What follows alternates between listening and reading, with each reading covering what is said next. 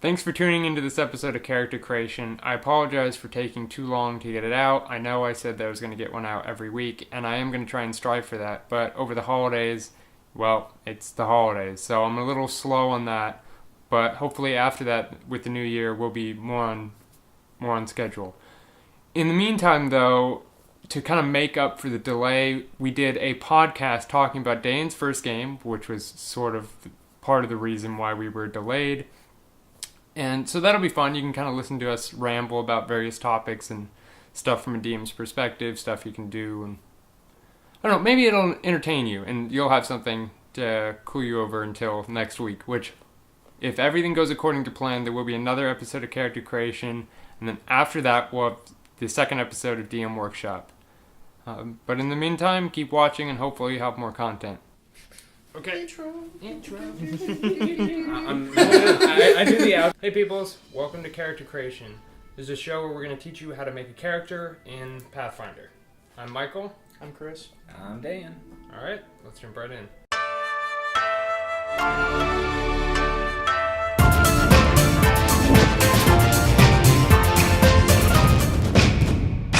The first thing to make a character in Pathfinder that you need to know are your ability score. The ability scores are the core of your character. They are on page 150. Yes, if you have your character sheet, or if you have a custom character sheet, whatever, they'll be there in those boxes on the first column. Everything else about your character will be fundamentally based on your strength, your intelligence, your dexterity, your wisdom, and your charisma. And constitution. And we're going to go over each of these. The first ability score we'll talk about is strength. Strength applies to your melee accuracy, your melee damage, strength checks for opening heavy objects or breaking heavy objects, stuff like that. Very warrior, barbarian, paladin-based stuff. Yeah. Also, how much junk you can carry. Yeah, so, how much stuff you carrying can carry capacity, too. yeah. The skills it applies to are climb and swim checks. Dexterity. This is your agility, your reflex, just kind of how fleety you are and you can move about. They work for your range attack rolls, so you're trying to Ranged aim. accuracy.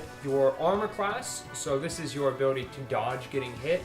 Armor class is a little bit more than that, but this is where it helps your armor class. Reflex saving throw to avoid, I think it says fireballs and stuff. You escape, move quick, but I mean reflex is just, you quickly react to something. It's also your spell attack. Yeah, it's range touch attack. Which are spells that need touch. I'm not going to go into that, but it's your ability to hit with certain spells. It's got all sorts of skills for things from acrobatics to escape artist, disable device, fly, ride, sleight of hand. All these things that just from their names sound like things you would kind of have to move around. Constitution. This stat shows how hardy you are, how much damage you can take. Based on your constitution, you'll have more hit points. You'll have a higher fortitude, which your fortitude accounts for if you are poisoned, how long is the poison going to last? If you're sick, how long is that going to last? If you're drinking, how much can you drink? Other than that, constitution's pretty simple. It's really good for the warrior types, like the paladins and the fighters and the barbarians, because you want to be tanky and beefy. It's good to note that these things are, while they're all important to some extent, some are more important to classes than others. Oh yes, absolutely. Especially when we get to intelligence. Now, there are 3 physical skills that we just went over, your strength, dex, and constitution. These are your mental ones, and one is your intelligence. Intelligence is different than wisdom, which we'll cover in a bit. It's about your learned knowledge, stuff that you remember, stuff that you've been taught, not just your instinct, but stuff that you actually can reason and think with. You get bonus languages for this, of course, bonus languages that you've learned. You get more skill points to learn more things. You get all sorts of craft skills, knowledge skills, linguistics. This is very important for wizards. This is almost like wizards' dominant thing. Their ability to cast spells, their ability to get more spells, are all from their intelligence and the stuff they've learned. Enforce all the crap. Okay, wisdom. Oh, I thought he was going to catch it in his mouth. Straight to the face! Failed. Nerdy James Bond card. Most people may not infer this, but it's like a bunch of die wisdom's fours. like, can I make that jump? Fours and like Yeah. the It dudes wouldn't on the be like a motorcycles are like, James You can do just a I wisdom. imagine it'd be like a VW van instead of like a James Bond car. yeah. I didn't quite cover that. A VW It's rabbit. got like Okay, the I woman was in gonna try fur and with the mention that. tiger Yeah, and like the yeah. sword. And it's just like he drops the die force. That'd be amazing. Yeah, so wisdom. Wisdom talks about your willpower and common sense, awareness, and intuition. All these things. Being able to have situational awareness, like what's going on behind me, or can I hear stuff? And is this a good idea? I mean, you can be an incredibly intelligent wizard, but have no wisdom, so it's like, oh, it's a complicated plan, and you have low wisdom, so you don't realize that Or they don't see the monster dogs coming. can't fly Yeah. you out of here or something. kind of. Yeah, they're not very street smart. Yeah, Michael. Dogs can't fly. I may have, as a druid, pushed my dog off a cliff and gave it wings. It doesn't know how to use wings. That might have happened. It survived. How? I saved it because I know how to use wings. It panicked and went, ah! Allegedly. So, anyways, The investigation is still underway. I plead not guilty. It applies to the fifth. I plead insanity. Okay, it applies to certain things like your will save, the ability to resist like mind control effects because it's your willpower. And it also, let's see here, it impacts certain skills like, perception, seeing what's around you, heal, being able to tell what people are trying to do, so sense motive, like is this guy scamming me? Is he not scamming me? And survival. It's particularly important for clerics, druids, and rangers. They get bonus spells, looks like. And lastly is charisma. It's your personality, your magnetism. It sets your ability to lead. But we can talk about bullcrap later. Yeah. And That's player based. yeah. I have a high charisma. I am the leader. That's nice. Me, I have a high charisma. Yeah, exactly. That doesn't mean anything. It means how well your magnetism is, how your conviction is. Because you could be the ugliest, most tattooed person as a sorcerer, but everyone is still just notices you. Liches, which are the undead version of sorcerers and stuff, they're very ugly and very scary, but they have high charisma and they're really good at scaring the crap out of you. Whoa. You're like, Whoa. whoa. I was noticing that liches Then- are effectively the dragon things from Skyrim. Oh, The Draugr? No. The Dragon Oh, sorcerers. the dragon priests. They're effectively they're effectively liches. They are, yeah. Yeah. I didn't think about that. They have the hit points of liches. Come without on. phylacteries or whatever. Well, Yeah. Liches, I do Oh believe, yeah, they don't have a phylactery. They're the sorcerers. physical body of a lich Do you think is their mask would immortal, be their phylactery? Well, but the phylactery is you not. kill Think them of a and then lich take their as a mask, zombie with otherwise they'd be intelligence. spawning Yeah, around. well, That's all it is. You become the lich, yeah. So, anyways, to continue more on about charisma, about this stuff, it is important for things like lying to people. Are you very charismatic that way to get people to do what you want? It's very much for interacting with the world and Social skill. social skill. It's very socially, and I think we talked about it too. How you don't need a high charisma to lead. You can be a gruff dwarf with penalties to charisma and still just be so old everyone just goes, this guy knows what he's talking about, let's follow him. I can imagine you just being so good in battle that they go, yeah, he may be a dick, or but they've been with you long enough Or that he's you so have ugly. they He's have so their ugly. He's so ugly and so grotesque that you're like, whatever. I'll I stick can and follow fight. this guy. let's go over actually how you get them, because as concepts they're great, but what you want is a number that summarizes each one of those for you.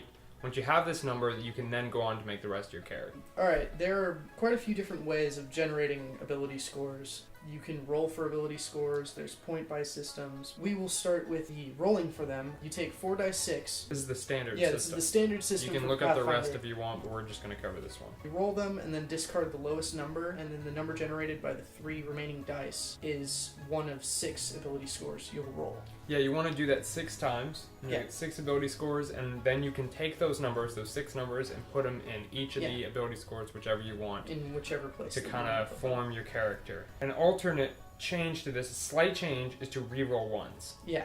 That way you can never get a 3. So, you never have a 3 in a stat at any point. You can have at least a 6. A 6. Yeah, which is Painfully low. painfully low, but not a 3, which is ridiculously Yeah. painfully low. And we'll teach you why that is painfully low. On to point buy. And they call it purchase here, but call it whatever you want. Yeah. The idea is that you have points to spend. Instead of rolling, you just have these points that you can increase or lower the number.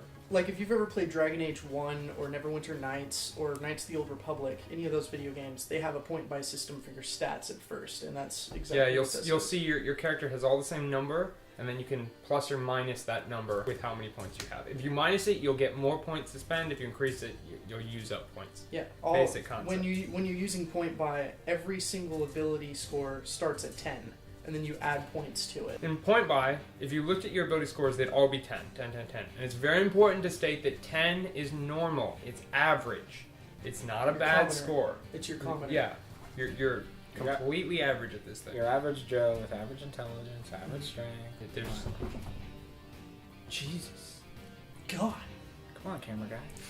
Get it together. See, So, you'll have 10 and everything. Your DM will then give you a certain amount of points to spend. This is either 10 for a low fantasy game, 15 for a standard fantasy, 20 for high, or 25 for epic. It's up to the DM, it's not up to you which amount of points you get, but he'll give you these points and then you can spend it to increase or lower. So if you want to go to score 18, you're going to have to spend 17 points, which you may not even have in your system, so you may have to subtract some numbers to try and get up that much. 18 is the highest ability score that you can get for a new character without racial bonuses. And 7 being the lowest. Yeah, and 7 being... No... Yep. Yeah, 7 being the it lowest. is. If you're using the point buy. Which is kind of what I want to talk about, the differences in point buy versus rolling and why you might do one or the other. Rolling is... I can imagine you don't have any idea what your character is. You don't know what you want to do. You don't have any idea. I mean, you're just starting. Maybe you've never even played Pathfinder. Roll some dice. You get some numbers, and you go, "Oh, this is kind of I can kind of fit something." And then there's your building blocks. I know when I walk into a campaign and I don't know what I want to play, I'll roll dice, and then if I have like 2 good stats, I'll decide, do I want to play like a rogue or something. But if I get like 3 good stats, that opens up my opportunities to play something like a paladin, which requires 3 different stats, or a cleric that requires 3 different stats. Yeah, it's definitely a nice way to just kind of figure out what you want. But the problem comes in if you have an idea, and then you roll and it doesn't match your idea at all. Now you can change it, but what if you really wanted to play that idea? Well, point buy sort of allows you to do that. I mean, maybe if your idea is just stupidly broken, too bad. This is also based on the DM's choice. If the DM says, roll the 4d6 on the standard system, and you roll the 1 set of dice, and that's what you get, some DMs are so hardcore that they will just make you stay with your crappy stats.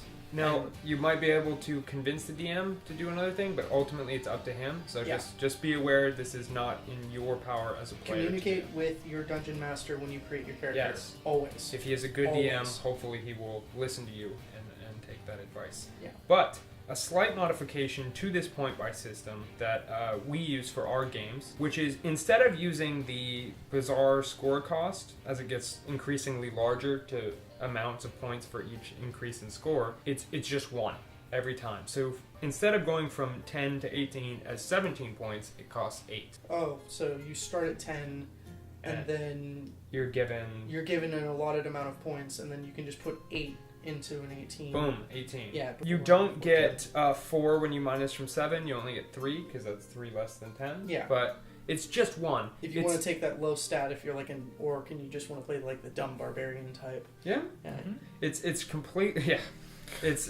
I rarely put a 7 in there, but it's really easy to understand. It does have a problem where all of a sudden you're getting a lot of points and you're just whoa. Where you min-max your character like crazy. Yeah, and that system is extremely new player friendly. Now we've told you how to generate ability scores. Now I'm going to teach you how to generate ability modifiers. These are the plus bonuses that will really determine what your accuracies are and your bonus spells and everything. Yeah, I know I said that you want the number in the first column. That was a little bit misleading. What you really want is a second number that comes off of that for everything else. This is your ability modifier. Ability modifiers. Which you can find on page 17. There's a whole chart, but we'll go over kind of a faster way to get that. Yeah.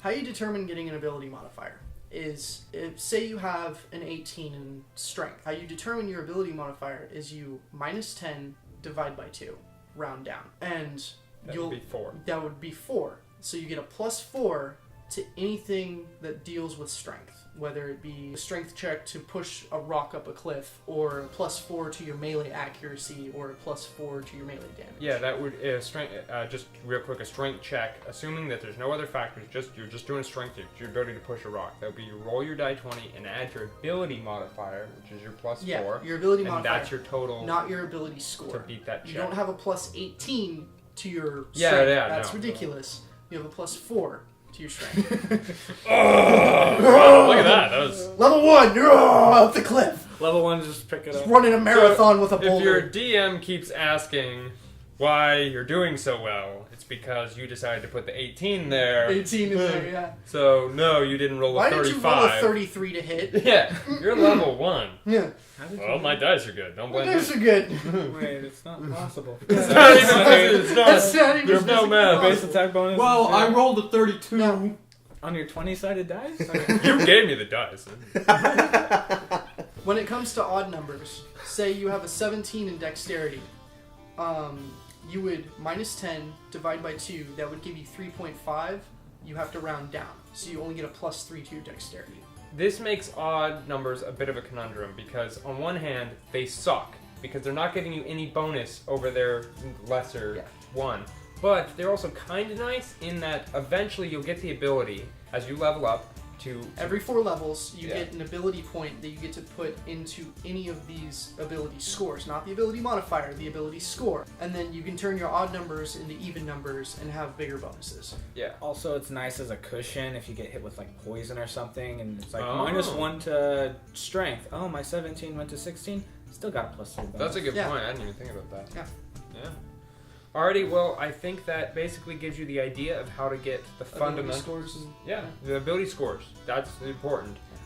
Next week we're going to show you how to pick... Well, we're going to show you all the races, and you can decide which one you want for your character or characters. And, we'll see you next week. Right? Okay. Bye. Bye.